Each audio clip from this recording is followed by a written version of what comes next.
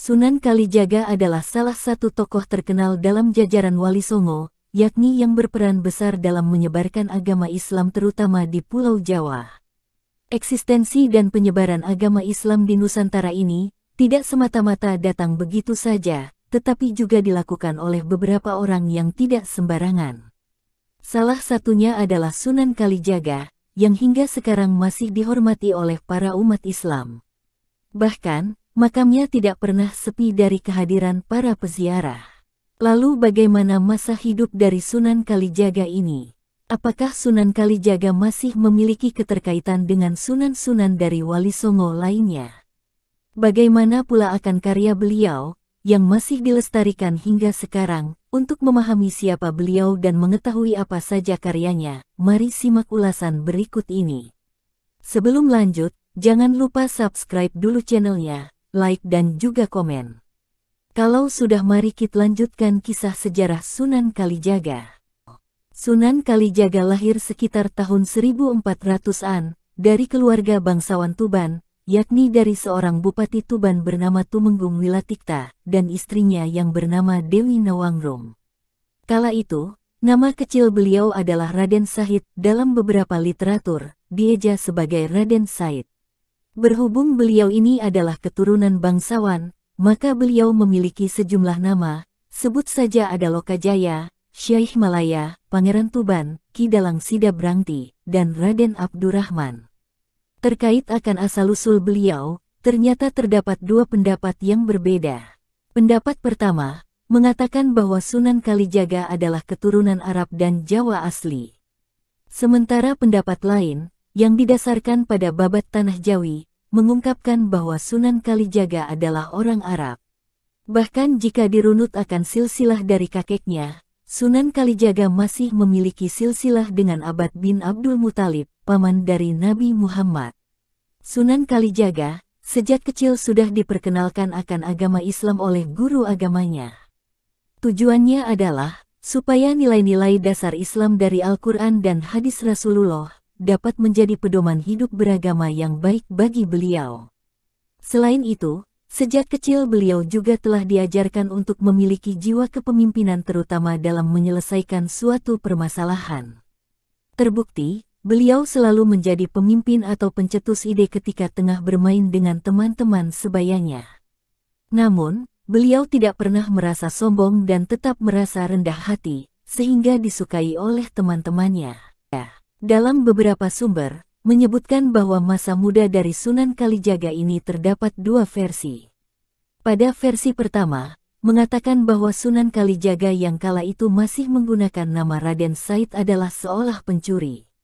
Namun, beliau melakukan perampokan dan pencurian ini bukan untuk dinikmatinya sendiri, melainkan untuk rakyat kecil.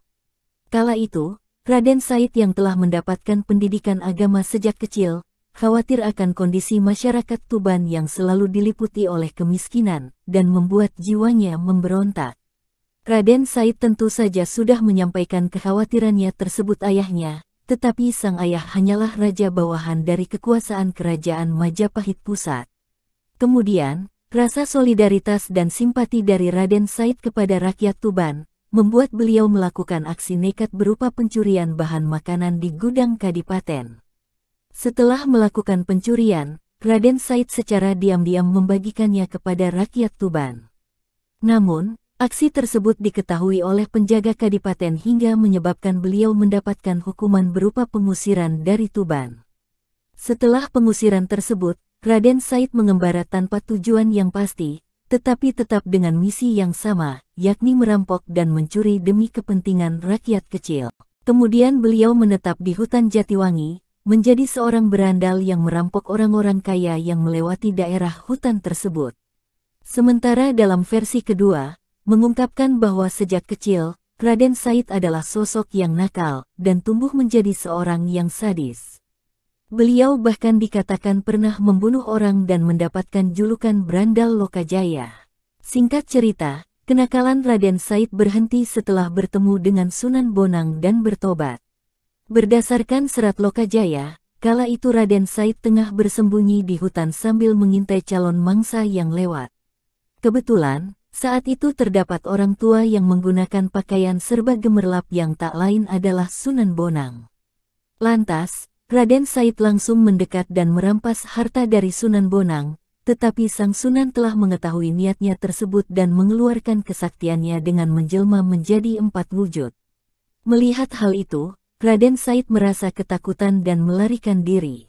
Namun, kemanapun dirinya pergi, selalu berhasil dihadang oleh Sunan Bonang. Hingga pada keadaan terpojok, Raden Said merasa takut dan bertaubat kepada Yang Maha Kuasa. Setelah peristiwa tersebut, Raden Said diangkat menjadi murid dari Sunan Bonang, dengan syarat bahwa Raden Said harus menunggu Sunan Bonang di pinggir sungai, sambil menjaga tongkat miliknya. Penantian Raden Said di pinggir kali itulah yang menjadikannya disebut sebagai Kalijaga yang berarti menjaga kali sungai. Masa hidup Sunan Kalijaga diperkirakan mencapai lebih dari 100 tahun, yakni sekitar pertengahan abad ke-15 sampai akhir abad ke-16. Dengan demikian, beliau juga telah mengalami masa akhir dari kekuasaan kerajaan Majapahit tepatnya pada 1478. Bahkan beliau juga ikut dalam upaya merancang pembangunan Masjid Agung Cirebon dan Masjid Agung Demak. Sunan Kalijaga kemudian wafat sekitar tahun 1680 pada usia 131 tahun. Beliau dimakamkan di Desa Kadilangu yang terletak di Demak. Guru Sunan Kalijaga. Dalam beberapa catatan sejarah, Sunan Kalijaga juga memiliki banyak guru, terutama dalam upayanya menyebarkan agama Islam di Pulau Jawa. 1. Sunan Bonang. Sebelumnya, pasti sudah tahu bahwa Sunan Bonang adalah sosok guru yang memberikan nama Sunan Kalijaga kepada Raden Said ini. Sunan Bonang berperan menjadi seorang guru yang mampu mengubah kenakalan Sunan Kalijaga menjadi sosok yang patut diteladani hingga saat ini. Kala itu, atas dakwah Sunan Bonang yang mana mampu menunjukkan kesaktiannya dalam mengubah buah aren menjadi emas, membuat Raden Said bertaubat dan berusaha menjadi orang yang lebih baik. Bahkan, atas hal itu pula, Raden Said yang berubah julukannya menjadi Sunan Kalijaga pun turut menjadi anggota dari Wali Songo. Melihat kearifan ilmu dari Sunan Bonang, menyebabkan Raden Said ingin belajar dengannya.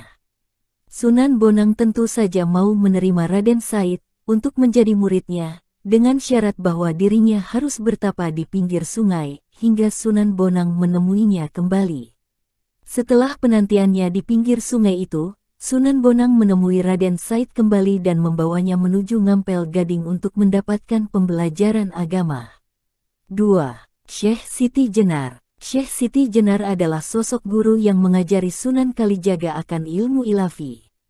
Beliau ini juga merupakan orang pertama di Pondok Giri Amparan Jati. 3. Syekh Sutabaris. Syekh Sutabaris adalah seorang guru agama yang tinggal di Pulau Upih, yang terletak di kota Malaka, sekaligus menjadi pusat perdagangan kala itu. Di pulau tersebut, Sunan Kalijaga mendapatkan perintah dari beliau, supaya dirinya kembali ke Jawa, dan membangun masjid sekaligus menjadi penggenap dari Wali Songo. Sekembalinya Sunan Kalijaga ke Jawa, kemudian menetaplah di Cirebon dan bertemu dengan Sunan Bonang. Desa tempat bertemunya tersebut dikenal dengan Desa Kalijaga.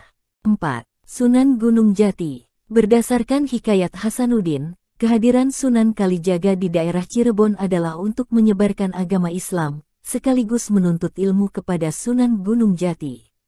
Bahkan disebutkan pula bahwa Sunan Bonang beserta keluarga, dan Sunan Derajat juga turut berguru pada Sunan Gunung Jati. Kemudian, putri dari Sunan Gunung Jati yang bernama Siti Zainab, diperistri oleh Sunan Kalijaga dan dikaruniai 5 anak. Strategi dakwah Sunan Kalijaga. Perlu diketahui bahwa pada saat itu, masyarakat Indonesia ini masih memiliki kepercayaan dinamisme, animisme, dan Buddha. Sehingga strategi utama dalam proses menyebarkan dakwah agama Islam yang dilakukan oleh Sunan Kalijaga adalah berupa menggunakan pertunjukan wayang. Kala itu, pertunjukan wayang sangat digemari oleh masyarakat yang masih menganut kepercayaan agama lama. Mengingat ajaran Islam yang hendak disampaikan kepada masyarakat memang harus diberikan sedikit demi sedikit sehingga mereka akan mudah dalam mengamalkan ajaran agama Islam. Strategi dakwahnya Diawali dengan mengajari masyarakat membaca kalimat syahadat terlebih dahulu, dengan hati ikhlas supaya mereka dapat masuk Islam secara agama. Kemudian selama berdakwah, Sunan Kalijaga mengenalkan agama Islam kepada masyarakat melalui pertunjukan wayang. Dengan kemampuannya menjadi berlakon wayang, Sunan Kalijaga berdakwah menggunakan nama samaran, salah satunya adalah Ki Dalang Bengkok di daerah Tegal. Kepopuleran Sunan Kalijaga, menyebarkan ajaran agama Islam menggunakan lakon wayang sangat menarik perhatian masyarakat banyak. Bahkan jika beliau melakukan pentas di suatu desa, masyarakat akan berbondong-bondong untuk menonton pertunjukan beliau. Beliau juga tidak pernah menarik bayaran di pertunjukan wayangnya.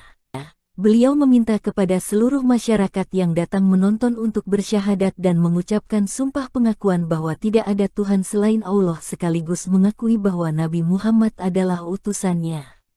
Cara berdakwah yang dilakukan oleh Sunan Kalijaga terlihat sangat luas, sehingga masyarakat Jawa yang kala itu masih banyak menganut kepercayaan lama, tidak merasa bahwa kehadiran dakwah beliau menentang adat istiadat. Lagi pula, Sunan Kalijaga juga mendekati masyarakat dengan cara halus, disertai pula pakaiannya yang tidak berupa jubah supaya masyarakat tidak merasa ketakutan akan kehadirannya. Pakaian yang digunakan oleh Sunan Kalijaga bukanlah jubah besar, melainkan pakaian adat Jawa sehari-hari. Selain itu, beliau juga memanfaatkan kesenian rakyat dan tembang-tembangnya sebagai alat dakwah. Di masyarakat Jawa, Sunan Kalijaga dianggap sebagai wali yang paling populer dan sebagai guru agung. Itulah ulasan mengenai biografi dari Sunan Kalijaga, sebagai salah satu jajaran dari Wali Songo yang berperan serta dalam penyebaran agama Islam di Nusantara, terutama di Tanah Jawa. Tim Merdeka 45 melaporkan.